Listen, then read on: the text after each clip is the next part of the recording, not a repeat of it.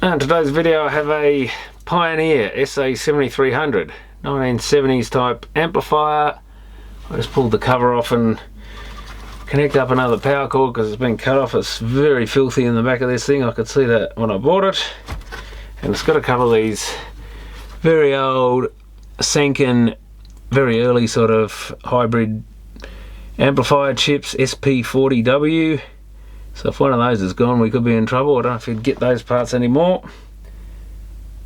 Some people, I think, because you can basically peel the cover off these, and there is like a sort of thick film, sometimes even like a circuit board in there, and it's got little parts attached. And I think if you look up the data sheets of a lot of these chips, they'll actually show you the circuit of what's inside them. And some people do make replacements for some of them. Just I think a circuit board with more discrete type components on top of it. So they are replaceable technically. They used to make little amp modules too. You could put in some of these things and just put like a little 15 watt amplifier in there that ran off the same transformer and stuff. So that was another method of repairing them once upon a time. Probably not as good quality as the original. But if people just want to get some old amp going again cheaply or at all, since the parts weren't available, that's one thing you could do. So plug it in and see what it does, if anything. Power on, no sign of any power.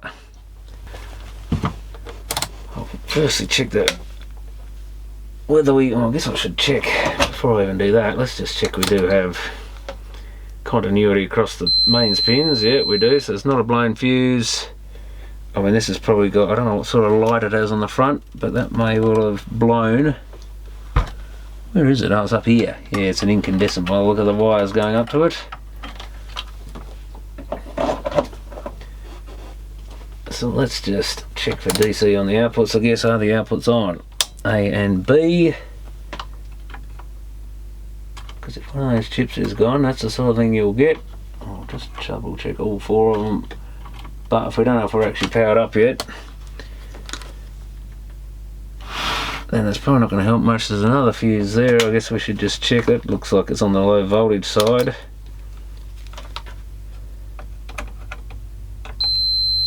Seems to be intact.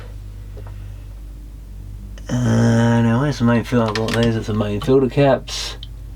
I've got a speaker relay and that's not clicking in. So I wonder if we do have a power issue. Yeah, there's a fuse in the middle of the voltage selector. I guess I should have checked that too, make sure no one had fiddled with it, but it is on 240 volt. So I think we'll have to take the bottom off and see if we've at least got filter caps on the main supply charged up, and then there's a little, what looks like a little voltage regulator set up for the low voltage. Yeah, a few screws missing. Someone's probably had a look.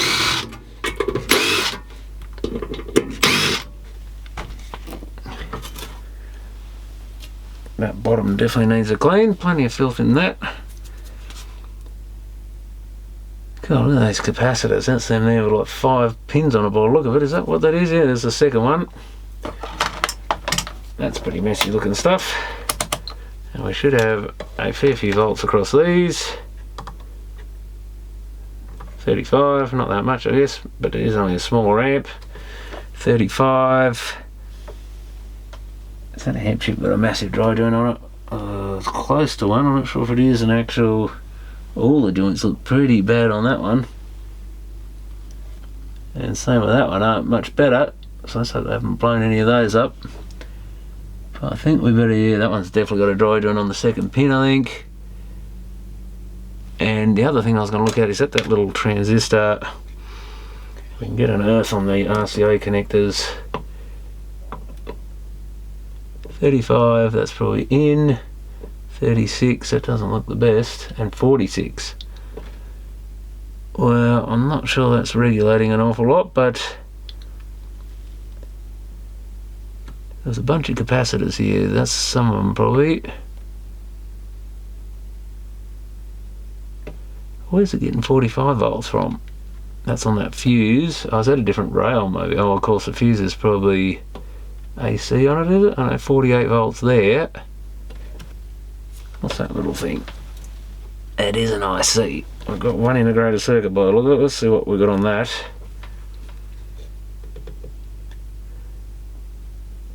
"20 odd volts one end," that's probably the power rail. It's often one of the end pins on these little things, little flat pack SIP things. Single inline package, and 20 volts the other end. Oh, there's a second one there probably.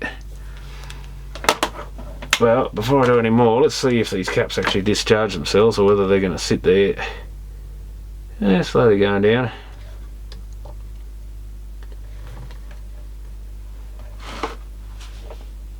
So I don't know if they've got discharge resistors or something else is pulling them down, but this definitely doesn't want anything more done to it until those chips have been soldered, because you risk blowing things if you've got dry joints on these chips, and they look pretty dry. A lot of them only seem to be halfway around, but yeah, that one's moving. When I say one of these was, maybe that was the bad one. I thought I saw one of these was out. Must have been that chip. Oh, that one there's not real good. That one's outright cracked right around. I could flex it 1/2 millimetre either way. So we're going to have at least one channel out, and it's still potential. Well, the fact that we haven't had the relay click in, even though it may be powered up, could be A, because these chips are putting out weird voltages because they're not connected properly, or B, because these dodgy connections have blown them, or blown one of them, and there's DC on that relay. So we'll check that in a minute, but I think I'll just, no point checking for faults on the relay or DC on the relay until you fix this issue, because it could be just because they're not connected properly.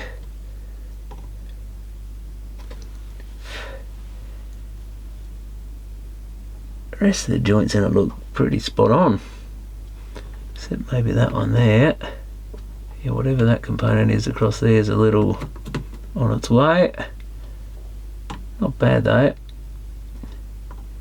But this probably is what kills these sort of chips in some of these amps, is just dry joints on them, and people run them despite a channel dropping in and out or something, and if it does that at sort of reasonable volume, suddenly disconnect something, it can blow the chip.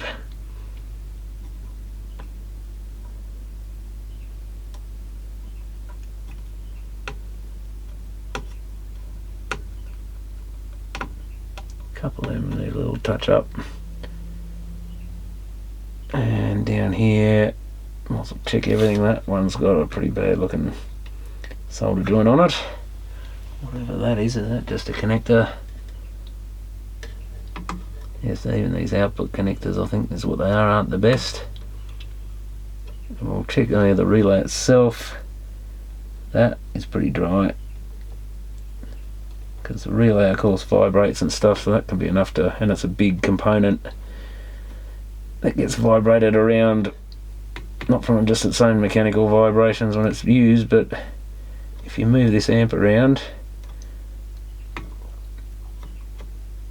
it's got a reasonable amount of mass to it.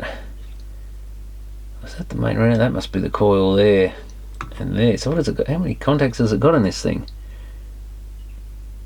Rather odd, but it is a rather old relay. It shows you on top. We're actually, what is it? Type MS4U, 24 volt DC. Yeah, it's double pole contacts, and of course you've got your inputs. So what is it? 2 lots of double pole, double throw. And the coil, of course, it is 4x4. That's what's, yeah, it's got more than it needs. Only needs 1 pair of single throw contacts is enough. Does that resistor look a bit cooked? I think it's just dust. Better take this out and give it a dust out. Oh, I should check that. Oh, see, it clicked in. So my theory was probably correct. Bad solder joints means DC on the output, means protection relay does not work. I have seen things like that before, so that's why there's no point even checking the relay if it's not clicking in. or checking for DC on it, which it's going to have if it's not clicking in more than likely.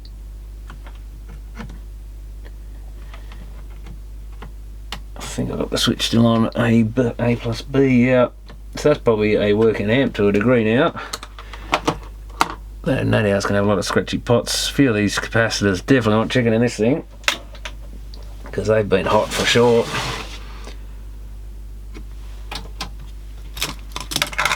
That's the wrong one again. It's always the wrong one. Let's go to tuner, I guess, and hook a couple of speaker wires up.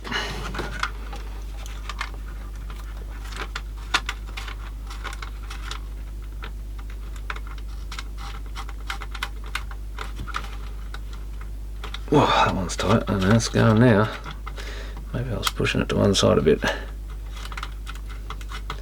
So that'd be good if that gets it going. If those amp chips are running, this thing is probably going to be a good little amp, but definitely not one you want to mess around with in parties and stuff and blow the outputs in, because that'll be the end of it for sure. Well, I don't know for sure. I assume they won't be. I'm pretty sure those sort of numbered chips are not available. Most of the SDK series are still available, but not even all of those are available. I know Sony and stuff use some SIs or something. Output ICs you couldn't get anymore in some of their really old receivers, because I got one from somewhere. I think that came from another repairer, and the part was no longer available. Maybe it was available just from Sony and it was super expensive. I can't remember. I'm pretty sure you couldn't actually get it.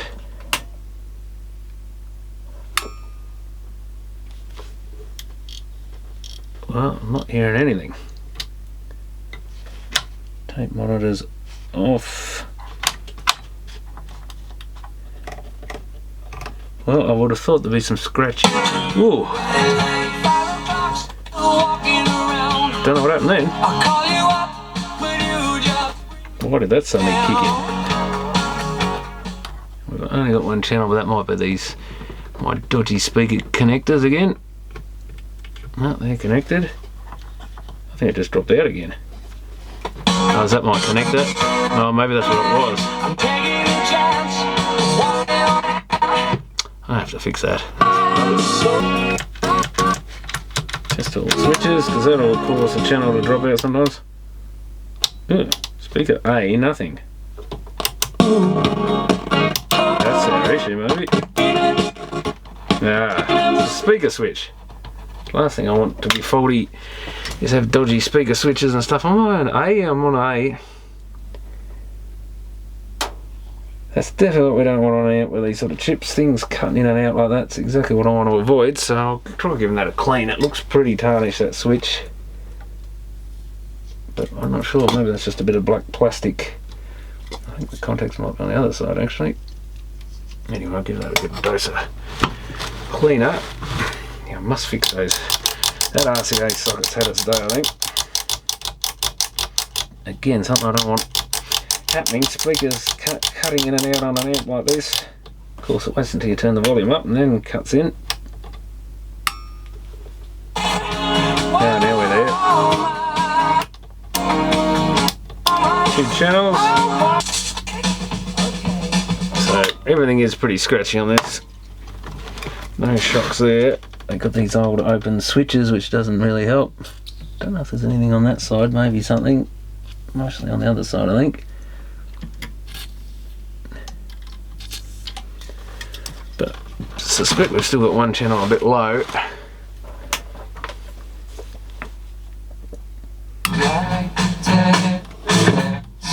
That's really not good. Turn it off and give them a good. That volume control is definitely a bit iffy, I think.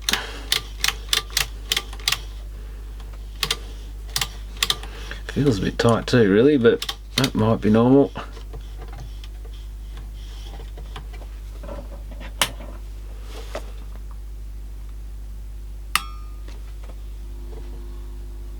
On the wrong input. Yeah, I think that's a bit better.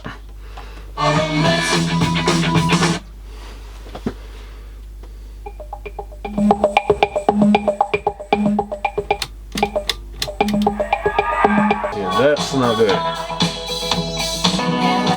It's in that tone switch.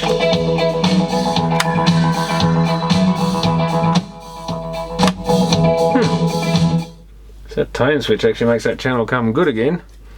When you put loudness on without the tone on, it was sounding more distorted than before. As soon as you put the tone on, it comes up louder and without that distortion. So whether it's these switches or something else, I don't know. But I'll give them a clean because they need it, no doubt, anyway. So I assume that switches the tone controls out, so ironically having less circuitry makes it work worse, which would have to suggest a faulty switch. You would think, but because it can't possibly be worse with less circuitry, you wouldn't think.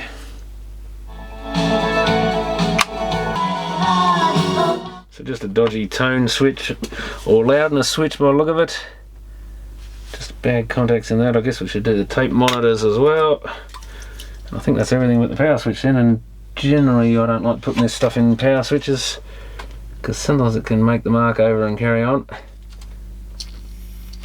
Definitely don't never put a CRC or something lubricant in a 240 volt switch because it will tend to make it spark and flame up and put out smoke and all sorts of stuff. If it's got bad contacts in there, maybe even if not.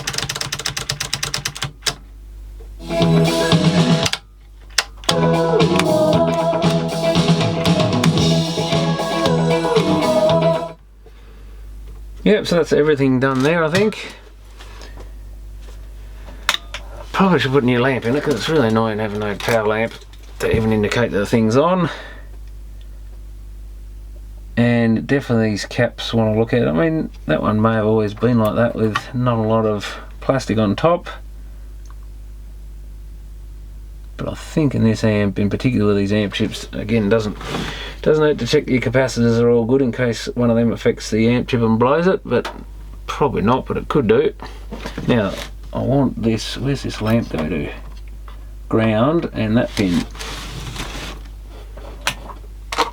I assume I've got AC, since everything else has recently. Makes sense not to run it via a regulator. 36 volts? Okay, that's because it's coming through this resistor. What's the bet? Yeah, it's definitely coming through that resistor. And it's open circuit, so we're just going to get the full voltage there. I would guess 12 volts probably. Stanley. That actually says it. That's an 8 volt again. 8 volts, 0.05 amps. So 50 milliamps at 8 volts. Why do they like 8 volts so much, these weirdos? I don't think I've actually got one of those in 8 volts. Maybe I do. Well, I don't have any 8 volt, but I do have a little 12 volt lead lamp here. Which I think I'll just replace the whole thing, much easier than messing around. I think I can just undo the wire wrap on these ones. By pulling on it and rotating it. And I think I'll just solder it in place of those. See if I can tin and solder straight to those earth connections. That one shouldn't be any problem because it's nice and shiny. This one on the other hand, who knows? I think the solder took to it. Yeah, that's all good.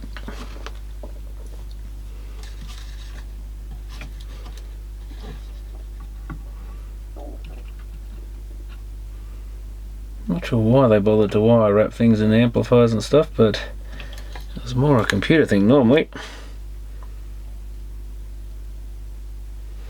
But maybe they could mechanise it or something in the factory, or maybe it was quicker than having the ladies solder on or something. So this will probably be a little bit dimmer than it should be. These really don't want to solder on.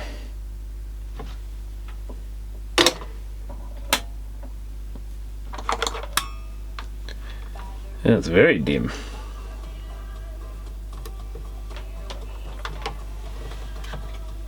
shush.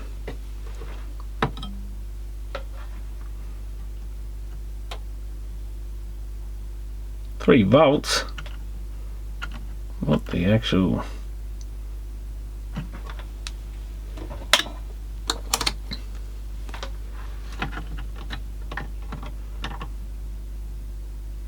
ohms. So maybe that's just pulling a hell of a lot of current. Well, I just gave this one a bit of a clean up, got rid of the dust out of it, a little bit of a light rust there. Don't know if I'll bother doing anything about that, but the cover definitely needs a good clean. I'll clean up the front just quickly, wipe the worst off it, still needs a lot of work. The other thing I did, I was going to put a lamp in there, and I thought, why don't I put an LED in there? Since the lamps weren't working out, they seemed to pull too much current and drop the voltage too low. Of course, then I realised that for an LED we need DC, and that was AC. Then I remember that little regulator transistor that's hiding down here near the fuse put out about the same voltage of 36 volts, and I'd already worked out a resistor value which came out about 1.8k. So what I did is just hook the LED to ground. I put a high brightness yellow one in there via a 1.8k resistor on the other side. Doesn't matter which side you put the resistor on. The other side I hooked to the other end of this white wire here where it comes up at this end, because that is connected directly to the output of that regulator. So I just tinned, it was already stripped back a bit, I just tinned it on the top side of the board and soldered to it, and that does the job quite nicely. It might be a little more yellow than it originally was, but it's pretty much the same as, I guess, the lamp. I would have thought it'd be a bit more orange. Helps if I put the power back on, or not. Huh. So now the power switch has gone on open circuit or whatever. Unbelievable. You just turn it off, walk away, come back, doesn't work anymore. And like I say, I'm not sure I want to risk putting switch cleaner in a 240 volt switch. I wonder if I should pull it to bits. I was hoping to get rid of this thing. And I mean, half these knobs probably had to come off and be cleaned anyway. There's a lot of dust behind the knobs, so looks like I'm going to have to take the front off. If I can get the speaker selector switch off, knob off. Bloody hell, that is a tight one. I think we've got these little nuts or hex head things. Have I got anything small enough to remove those? Not sure I have. I think I can do them with pliers hopefully, or I could use a small shifter maybe. I had a little tiny shifter once, I don't know what happened to that. A little 2-inch or something. That's really annoying. You think you're finished with the thing. Well, nearly finished. I was just going to do a capacitor test, and that was about it. Spray paint the top and pretty much leave it at that, and now the power switch has decided to die. Unfortunately, that's what sometimes happens when you get this old equipment going again. You start messing with it and things start failing. Just got to be careful you don't scratch the front panel with the shifter or whatever you use. These switch knobs have to come off too by the look of it. Oh, I thought they just slid up, but there is some plastic behind them. Oh well, won't have to get them out as well, because they could do with a clean. I just cleaned the main stuff that was sticking out of the hole off them, but at least now they can be cleaned right back. That is a solid front panel too. Weighs quite a bit. That must be like 3, 4, going on 5 mil thick. Where's the 5mm LED?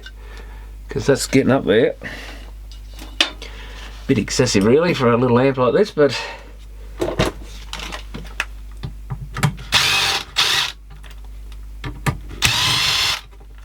I think we'll pull this switch out, and I might even take the risk of pulling it to bits and see if I can fix it. That's assuming I can actually get it out of here. There's a lot of wiring and rubbish in the way. Mainly from that selector switch, and of course they've wire wrapped those and put them over the top of it. I wonder if I can get that switch, because they are very fragile. You've got to be super careful of these wafer switches, pulling on the wires or anything, because you can break them off quite easily, and they're really difficult to replace.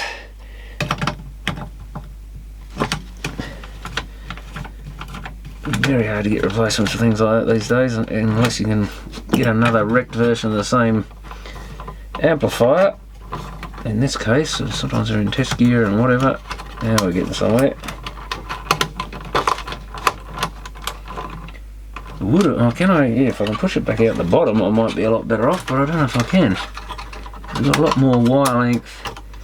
Oh, yeah, I think that might just make it. Ah, that's what we want.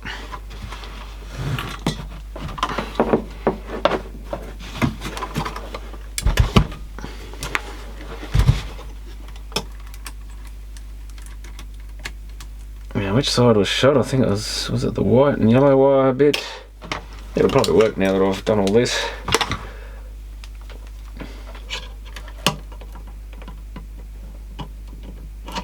Oh, we got to go to the on position. I assume it's across these caps, unless I'm mistaken and I've measured the wrong way, which is not impossible, but the caps should... Yeah, we haven't got either. Don't tell me both sides have stopped working.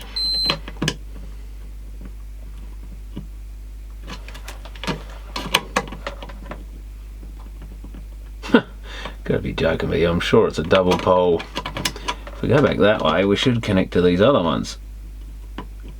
How about that? It's completely shot now. That's typical of when you go and touch these things. Well, the thing is, we can bend these pieces back and see what's actually in there. I don't know, should I put switch cleaner in there? I'm loath to do it, I haven't had bad experiences putting it into main switches, but I'm going to take the risk and pull this to bits, because we're kind of at that stage now. I probably would have had some second hand ones of these type of switches lying around once upon a time, but I used to save things like that out of old amps, particularly power switches, because they are known for failing from time to time. But unfortunately I would have chucked all that out a long time ago. Now here's where we've got to be super careful, because things are going to potentially fall out everywhere. So it looks like it's just got a couple of little bits that press down. There's your little...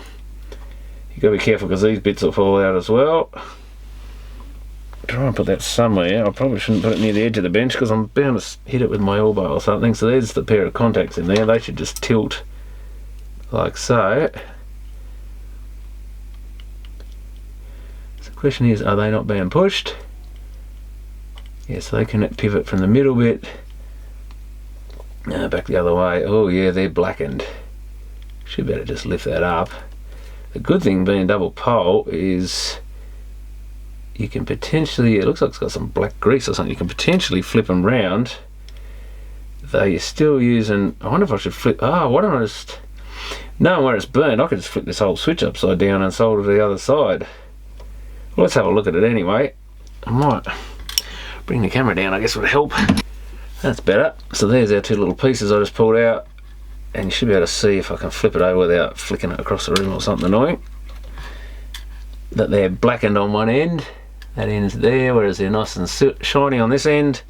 Still a sort of goldy colour, and I don't know if we can really get much light down in here, but you can see the contacts at this end are all nice and shiny, and you can't see the ones at the other end because they are black as well.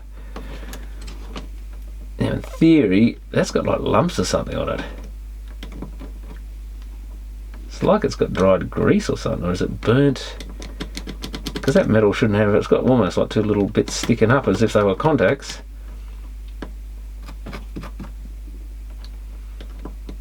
And it's not ideal to scratch with a screwdriver, but it does the job of getting rid of that. You really want a nicer finish than that on it. But given we've got a whole half of a switch here that's never been used basically, because it pivots from these centre pieces, they probably want a little scraping to clean any... Yeah, just get them shiny again, just in case there's any problems there. But if I Of course my solder sucker doesn't want to work, although I don't know if it'd be much use on this anyway. I could replace, or I just have to flip the end, that capacitor and the red and white wires to the under end of the switch here. We can scrape a bit of that tarnish off there, should come off pretty easy, just to make it easier to tin in. And that way you can use the good half of the switch, which has never seen any real work. The only question is though, I should be able to mount the, I've got to mount the toggle bit the other way around as well, but this looks to be completely symmetrical from what I can see, so that's possible to do.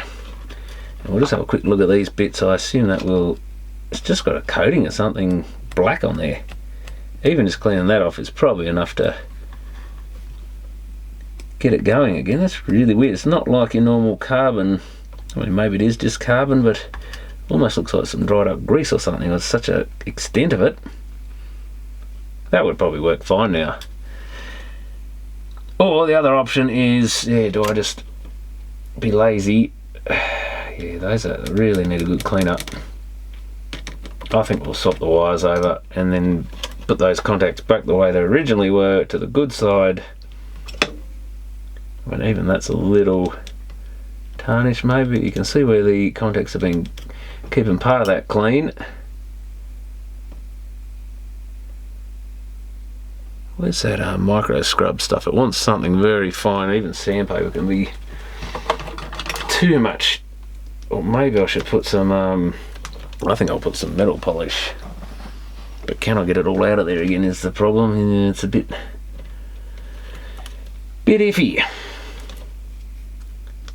What we can actually do here, it almost needs a little, I might cut a little tiny bit of this scrub stuff off. And just drop it down there and scrape. I might cut the end of that off anyway because it's probably due for a cleaner bit. If I just cut even a long piece like that should, let's cut it in half again.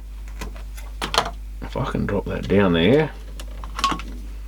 Sometimes you just want to drop something like this in and rub it back and forwards with a screwdriver. Back and forwards and side to side or whatever you can actually do.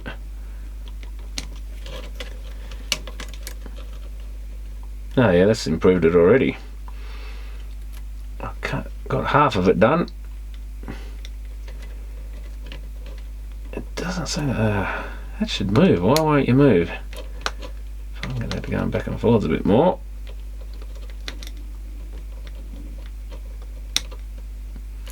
Yeah, that's a worthwhile improvement. This old bit's pretty rubbish. I might use that other bit I cut off because that looks to be cleaner condition.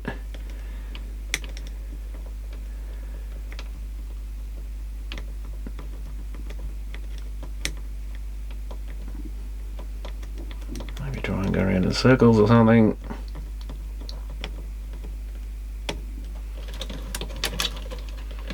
Yeah, that's improved it quite a good bit, so that'll do. Maybe I should just, they're pretty shiny, but we'll just give them a quick, where's that middle, so that middle bit sits.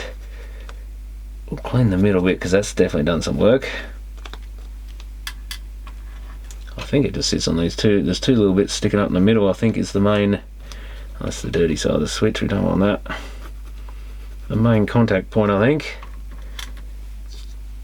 Yeah, so that's a good ends that way. Well, let's get the switch back together, I think is probably the first step. Just make sure everything goes back together mechanically before I waste any time fiddling with wires on the outside, because that can be done anytime. I'll put them back the way they were.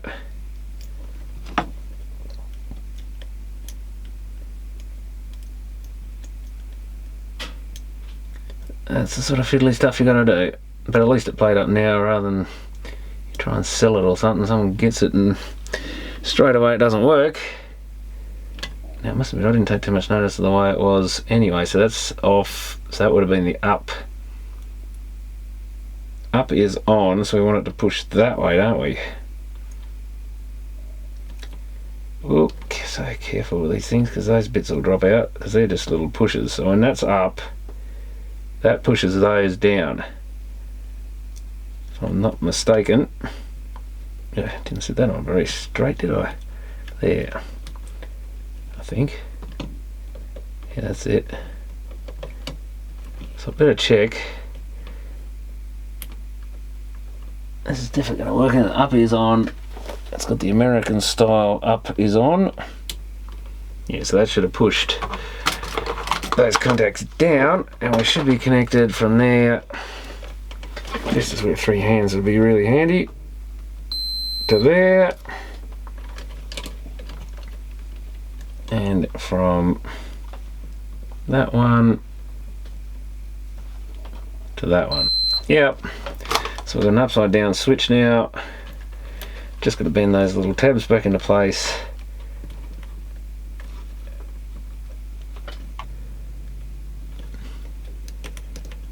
And this is the fun part, trying to get everything bent back into place without bending anything you shouldn't.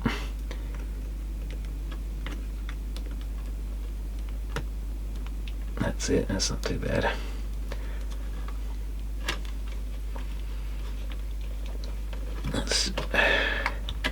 These cables are really making this hard.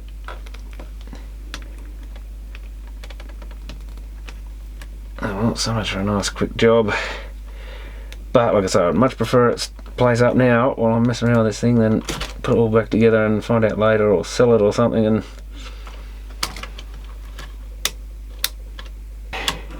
while we can easily get to this, all I've got to do is pull them off. Haven't even turned the soldering iron on, typical. So used to always having the soldering iron run all the time. I've got to get used to switching on or off these days because I'm not using it so much. So these wires look here, I think they're like solid wire wrap type wire, but they'll be wrapped around a bit. They're like the component lead basically.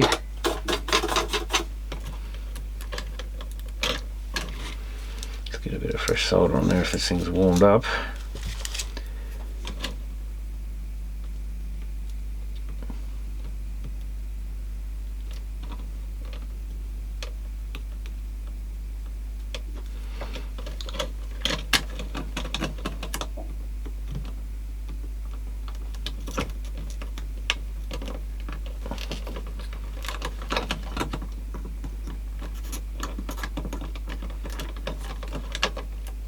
Can't tell what they've done with this.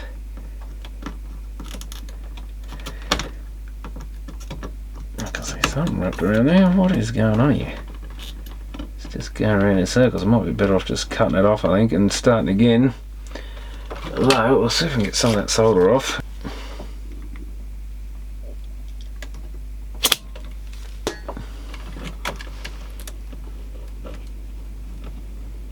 Oh yeah, it's just wrapped around. You can see it now a bit better. And it's actually loose, so that's handy. If I can break that little bit free and twist it around here, there it is. That's all it is.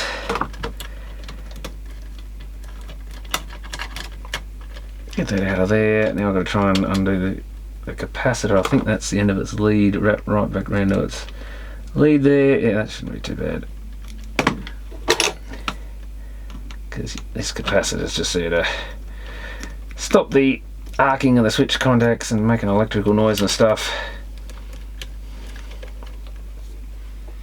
Now can I just circle this thing around? That's all I need to do, and stick it to, oh, I guess I should, well, should I bother tinning that first? Let's just scrape it out a bit more just so we can easily tin it. Poke that through. Well, I would if I could actually get it to go through.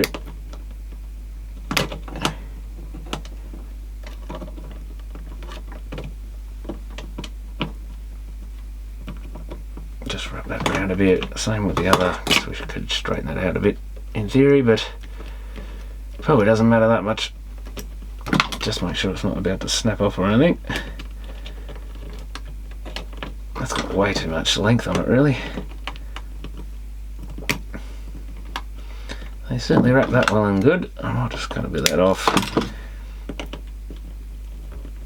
You don't really need that much of a mechanical connection on this sort of thing because no one's ever going to be moving the wires around normally. And there we have it. We're on the other half of the switch. Do the same to the other side.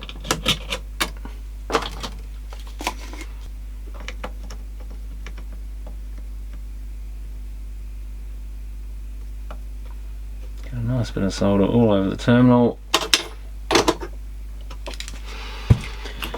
And hopefully that has solved that issue. Let's just check across the mains cord.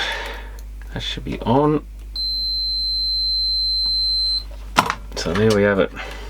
So I'll just get all this dust off the front. Probably should take it back outside and do it really, but anyway. Yeah, this pot, I'm going to put the wafer switch back in. Now that should have a tab, anti-rotation tab that comes up through that hole.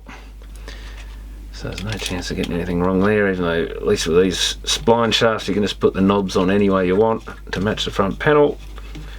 One advantage of them.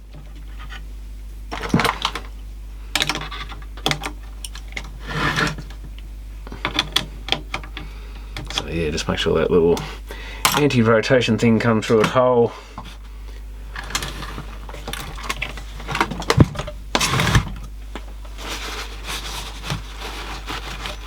All these shafts have got a bit of grease and the dust stuck to it.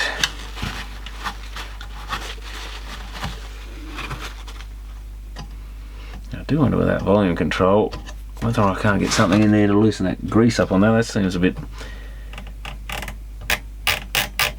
They're fine. Even with a bare hand, that's fine. The balance... The switches are going to be pretty hard to turn. They always are. Well, I think that volume almost needs a little bit of either oil or even something to degrease it a bit, like RP7 or something in there, WD-40 type.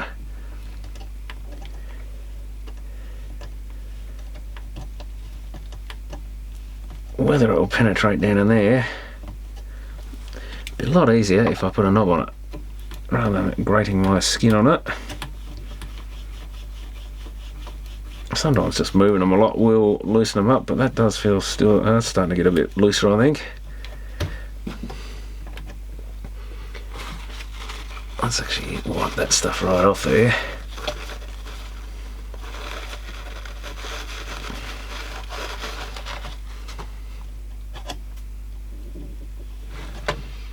I don't know if that really is penetrating much.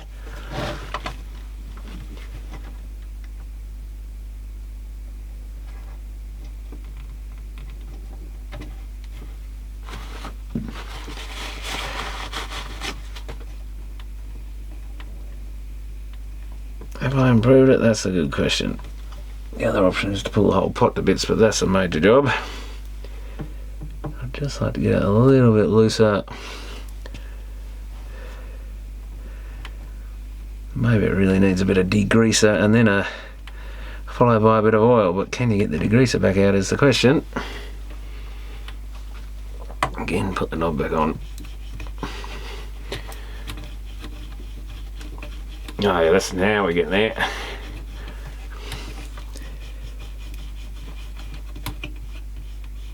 That feels more like something like what you'd want.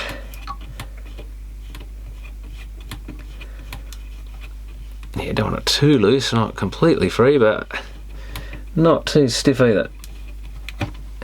Oh yeah, you can see the grease rising up a bit into that oil, I think. Get rid of the excess. Where's that little screwdriver?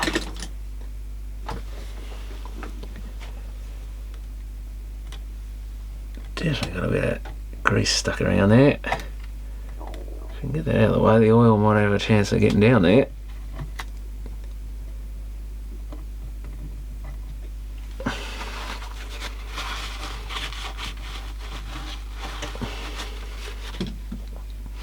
Maybe put a little bit of fresh oil back on.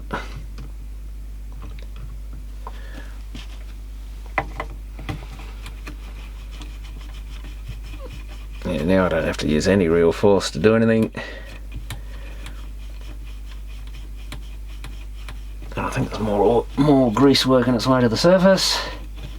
Because that oil keeps going dark. Yeah, that's really filling the part now.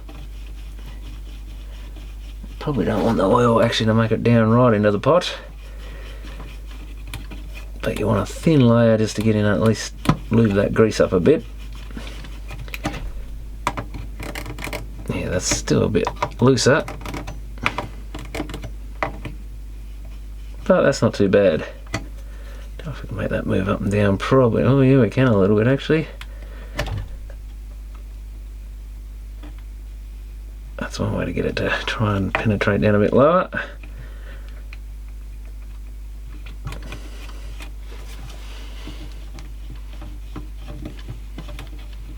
But definitely a lot better than it was. I should be a bit careful, I don't want to break anything here. I'm trying to move it up and down a bit as I rotate it, which should be a good way of getting the oil down. Yeah, we're getting even looser now, so that's certainly stiffer than the other ones still, I think, but yeah, they are quite free. Balance is a little stiffer than the other two. Maybe the other two just were always a bit looser. Yeah, that's almost the same as the balance, so which is a good improvement over what it was. Yeah, much easier. That actually hurt, pretty much hurt to turn up my hand before. It was really ripping into the skin to get enough force into it. And I've got pretty thick skin anyway. If you had delicate hands, you probably wouldn't want to be doing it. Okay. I guess perfect opportunity to give this thing all a proper clean while it's all just out in the world. I was going to leave the cleaning to later, but got to work with what you find.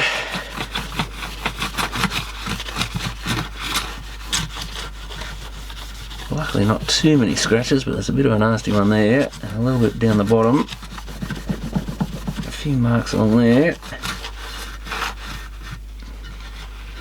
which we may be able to polish off a little bit along the edges of the panel. They're always a bit like that.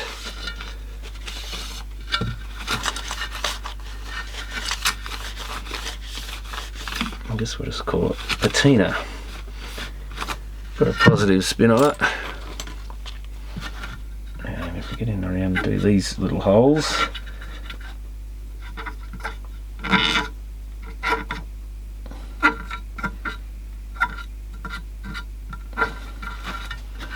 it doesn't have to do all the holes while you're at it, and just get rid of everything. Yeah, we've got a bit of writing there. OBA 3241. Who knows what that meant? Part number or printout, screen print number or something. Probably something like that. That looks a ton better. Whether I can do anything with a bit of polish to clean that up, I'm not sure. Certainly still a few marks showing here and there. And there's something there. I might just give it a very, very careful little bit of polish in a couple of spots.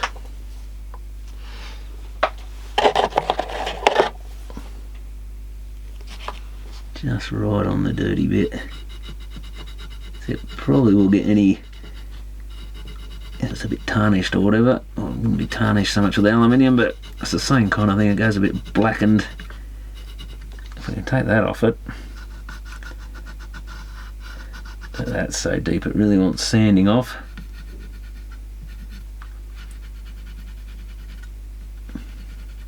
Might be able to get a bit of it to buff out. Okay, so I'll give the front a bit of a clean up, and now time to bolt it back on again. If things don't cross through here due to the panel pushing up, that's probably going to give the camera a good time, all that bright shiny stuff.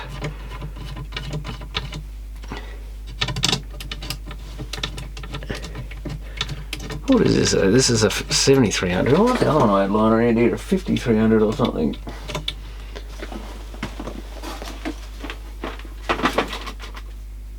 Oh, that was a 500. Yeah. I remember there being a 50. Pretty sure there was a 5300 Pioneer. I think it was quite a common little amp. Maybe it was the 500. Oh, I'm pretty sure there was a 5300 as well. But don't quote me on it. I'm sure there was another one that looked very similar to this thing.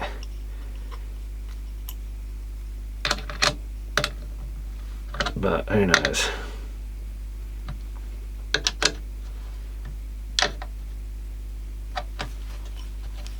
I seem to remember there being a common Pioneer amp that you'd see quite a few of. You know, quite a few of is like 5 or 10 of them probably, compared to other amps that you didn't see very often. But again, it was one of the ones that they sold lots of. I think it was the reason you saw it.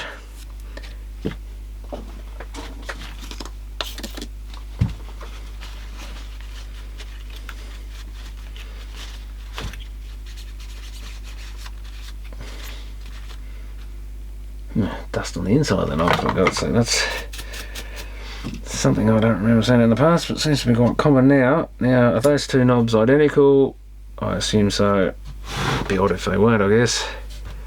So we kind of got to point that to 0.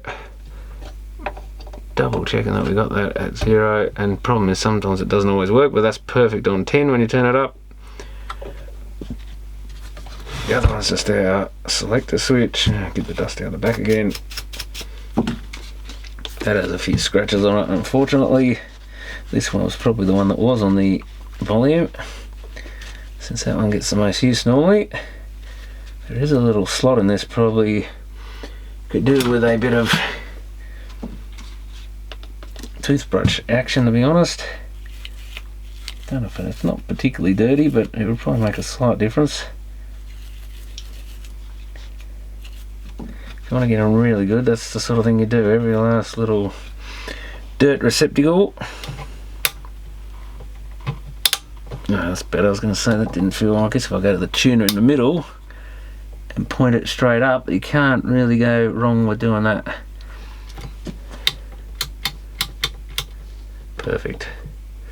That one I probably should have. It does make a slight difference, I think, cleaning that slot out. Not much, but there is a little bit of something in there. I don't think some people even notice such things, but I do. And you can sort of tell the difference. It's got a few little spots on it, probably need a bit of polish on them. Got all these little switch knobs. I think ideally you wipe them around the, because it's not polished. What do you call that? Brushed aluminium. So if you go with the sort of grain, it should do a better job. I think these are all identical, and just go on any switch you choose, any way you choose. But of course, you, again, checking if one side's damaged and it can go on the bottom, then that's the place to put it. You know, so not a side, one top or bottom, I guess, since they only go 180 degrees out at a time, sort of thing. You can't mount them in any position. If you're really desperate, you could probably shove a screwdriver down there and rotate the plastic bit inside, potentially. Maybe having to glue it back on again afterwards. At least these ones haven't fallen off. But like I say, once I got to these later knobs, they put the whole, like the aluminium, the whole way over them, rather than just little inserts on the end. They seem to be a lot more reliable. You do get them come loose occasionally, but again, they still don't get lost usually because they don't come right off. Does that have it? Yeah, it has a central notch, so if we get the knob on the central notch pointing up, can't really go wrong again.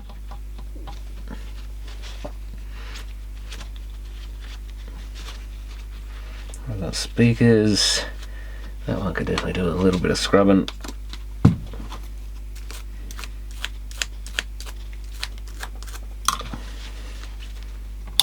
Speakers off. A. Let's point it to A. That's probably our best bet. Off A, B, A plus B.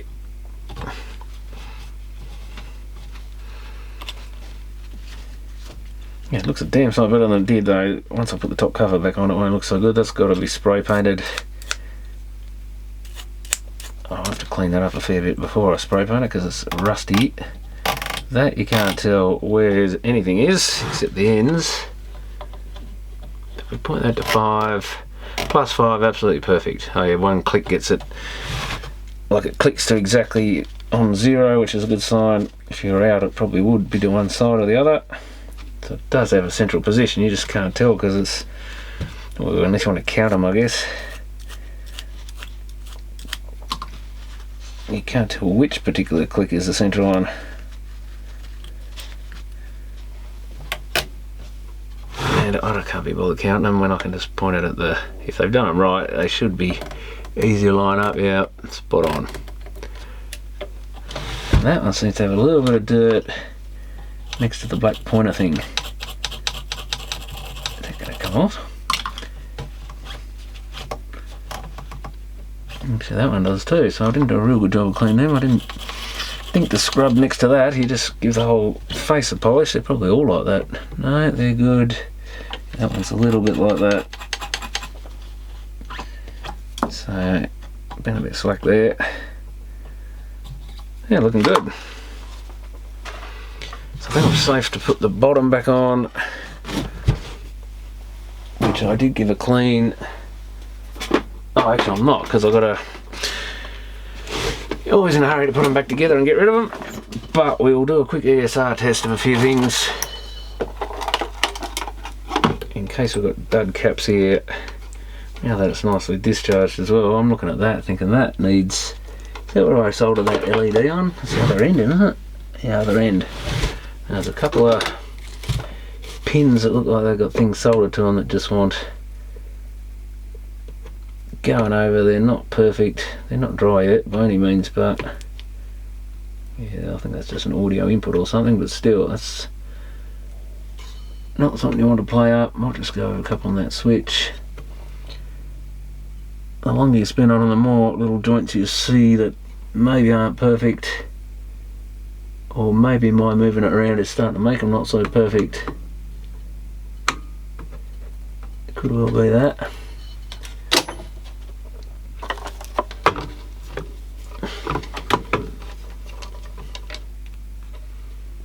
Let's reset that and find where all our caps are at. The ones I want to check are these two right there and there.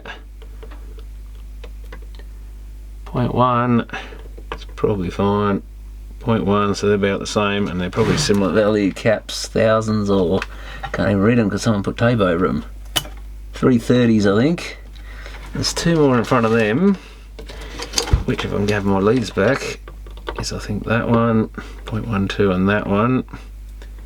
0.2, that's a small one, so probably okay. What does it say it is? 100 mic.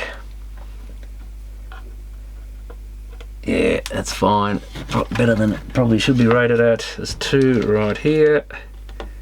If those ones are good, everything's probably good. 0.3, 0.3, and they are only 220, so they may be a little high.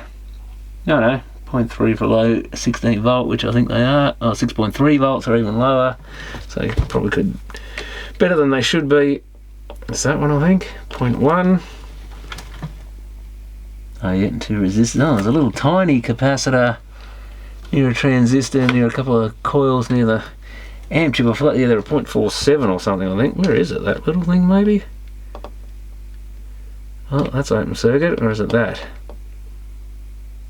56 would probably be high for any capacitor, but is that it? There's a pin there. Yeah, it's the next thing across from the pin. Then there's 3 pins for a transistor, which is, yeah, that's our transistor there, a pin, and that's 55. What's a 0.47? They don't show it in here, but even for a 1 mic,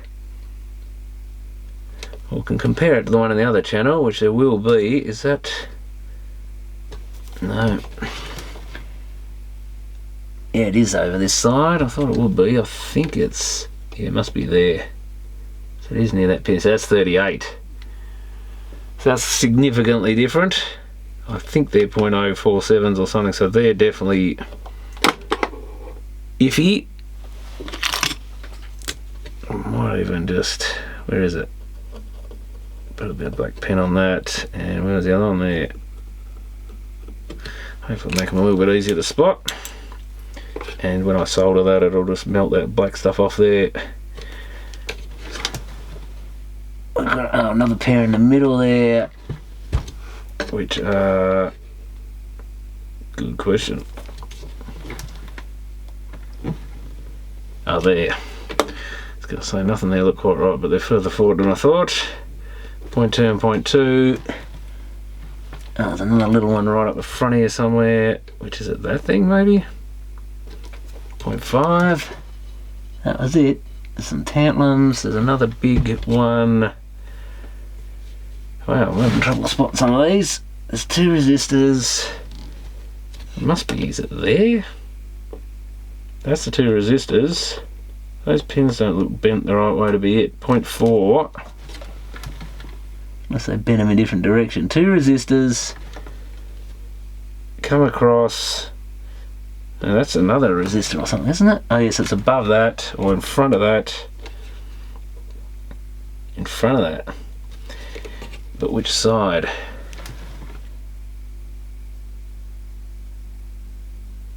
It's above that and roughly in line with the other end of the two resistors. It's these two pins, it's got to be. 0.06, that's very low. And it is quite a big cap. 35. I still can't see a damn thing in there. 470? No. Yeah, I think it's a 470. Dust in the way. What are these? Nippon Chemicons or whatever. I think that's what the brand was. Yeah, one near the switch here. I think it's that thing there. 0.6. And we got, I don't think I did those two, which are, man, I'm having trouble spotting them. Right here somewhere. I was one, they bent all the leads in random directions, makes it really hard to tell what's parts of the same component, or is that one of them? It doesn't look right.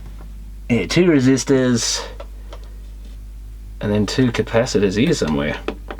That may well be one of them. 0.27. What is the other one? Oh, there maybe. They've bent them different directions. 0.3. Yeah, that would be it. And that there little 0.47 in front of it. Got a biggish one. Right. I think it's those two there maybe. 109. I wonder if that's it.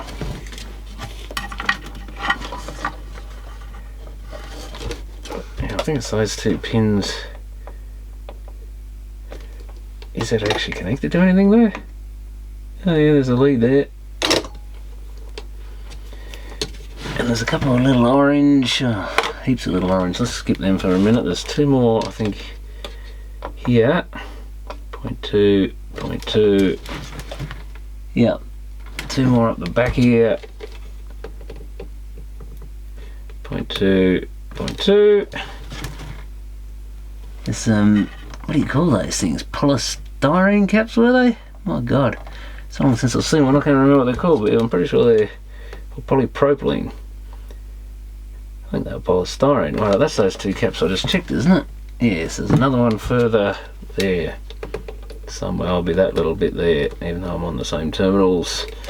1.3.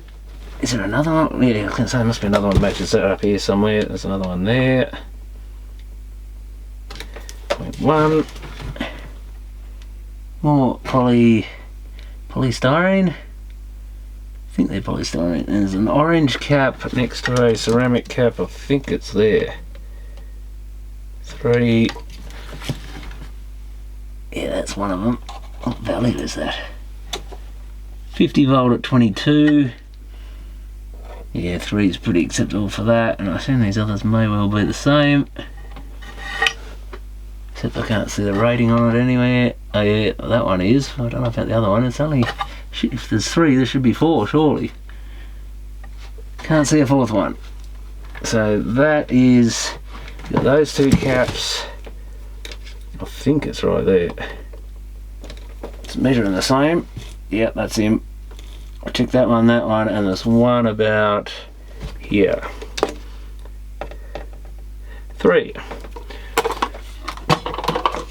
So that's a pretty good set of caps in this thing, but I'm a little bit iffy on those tiny ones, and given they're forgot my soldering sucker doesn't work. Given they're close to the amp chip, I'm not surprised, and tiny, they probably copped a bit of heat over the years. That needs to be lifted up.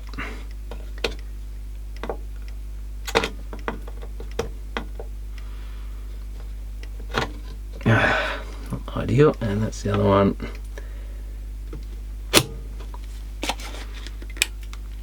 Oh, that didn't lock in, did it? It's not going up as quick as it should, but it's roughly doing the job. Shows how good they are. Even when they're broken, they still work.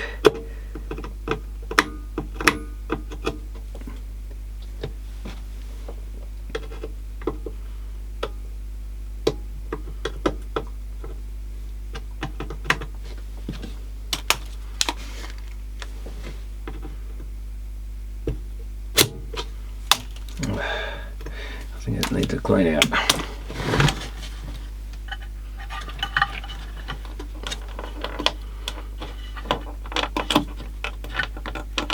that going to come out? I'll just have to squeeze it out. I've got some pliers. That was the one that measured the worst. Oh, come on, out you come. There we go. It's a little Sanyo, 0.22, so who knows, maybe it is measuring alright, although the fact one's different to the other. That was negative towards, oh, I thought it was towards the heatsink, but that's telling me otherwise. Sometimes you get these boards, oh no, the negative's there. My bad, sometimes someone put out circuit boards with the capacitors marked the wrong way around in it, and of course one in the other channel goes the opposite way, so always check the caps.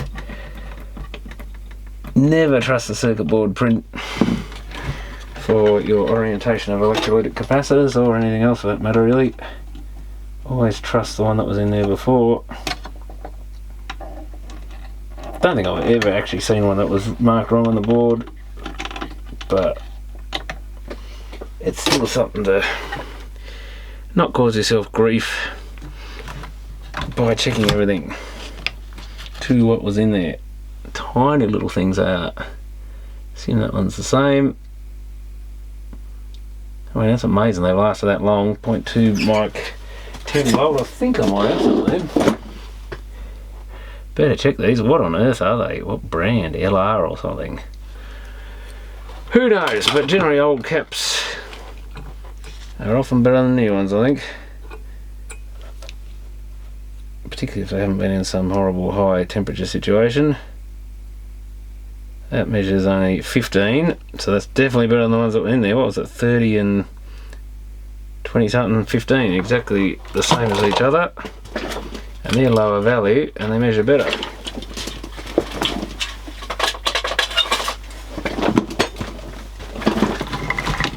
So we'll throw them in for now. I might just leave them sticking up in the air so I can at least power this thing up and test it. They're probably measuring far better than those old Sanyo ones. Got a lump of solder on the lead. I think I'll just cut those leads shorter. It's obviously been tacked into something at some point to test something. Because before ESR meters, often you just tacked capacitors across the other ones under the board type of thing. And that was often the easiest way to find them. In some things, rather than just even fault finding, certain things it was just easier to bung a few caps across the electrodes. You knew roughly what section was playing up, but a capacitance meter wasn't always much use for telling you anything, so we had to work the hard way. They had to directly diagnose the fault by using an oscilloscope or something, tracing it through. Or you could do the old, substitute the caps by just soldering other ones across the back of them. Okay, that should get the amp. Test the ball again. Now, unfortunately I didn't visualise it anyway. I was thinking up was on, but of course in this case it was down was actually off. So it should have been middle was on. That's what you get for using American switching positions. Makes everything more difficult when you live on upside down on the planet here. So of course I made it that way. But all I've got to do, I think, is flip it back. I shouldn't have flipped it. I'll just put the top on wrong, I think. So I think I can fix it by, hopefully nothing suffers from metal fatigue from me messing around so much. I think I can fix it by flipping it around the other way. Down is the what is now disconnected, so it's off, and mid is on. That was my mistake. I just thought that I didn't realise mid was on, and down should have been off. I was thinking in the up or moved out of the middle position it was on. Oh, it's not the end of the world, but it goes to show when you're not completely familiar with what's going on. But easy mistake to make, but the principle still holds, at least. That's the main thing. I thought, well, it's got it, because this back bit's symmetrical, so you can't not use the other half. But I just mounted the shaft on the wrong way around. Very bright. Yeah, down is the contacts pushed that way to those. We'll soon check. But yeah, a bit of a worry when you put it all back together and suddenly realise you can't even move the power switch. That's a bit crazy. Let's try it. Just more fiddling around, and that's what you get for trying to fix unfixable parts. But I guess that could have easily happened even if you put a new switch in it, because it wasn't the fact I pulled the switch to bits that was the problem. Well, it was part of the problem, but the fact that I had the switch visualised the wrong way around. Well, if you're going to make up on, you'd think you'd actually make it flick upwards. So I guess we can't blame the Americans for this one, because it isn't a true American style. I think they normally point upwards when they're on. This one just points outwards in the middle. So, oh well, that's the 1970s for you. I'm glad they standardised a lot of things later on, even though it made things a bit more boring. Is that safe to plug in? I think it is. Let's just get a power light on. Oh, yeah, it just dims at first when I turn it off, but it should fade away.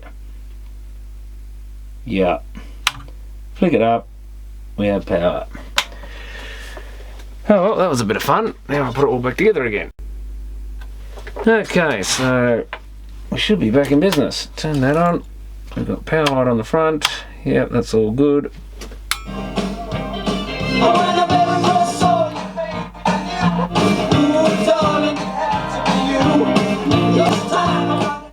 Two tape monitors, so that's very kind of 70s. That seems to be all working fine.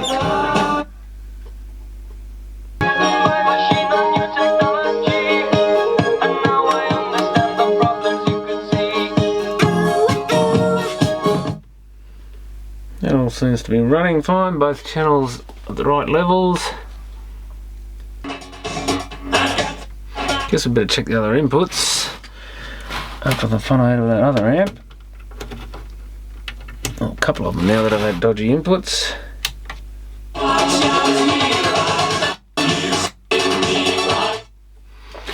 And finally we'll just do the old crude test of plugging a line level into it. Turn the volume down first. Ooh. that's working, it's probably right. Always best to test it with a proper phono input, of course, but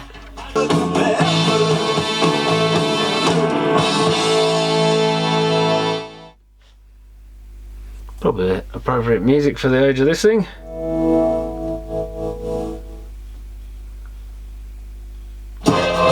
Interesting, that had a bit of hiss on it, but it wasn't the actual, I thought it was the amp.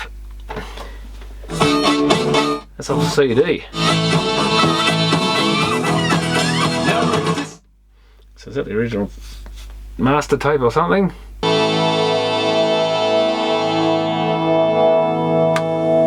Well, listen to that hiss. Turn up the treble, make you really hear it. So at least it's got a power light that doesn't blow. Well, in theory it shouldn't blow, but you know, being a Chinese LED, who knows, it might not last much longer than a light bulb.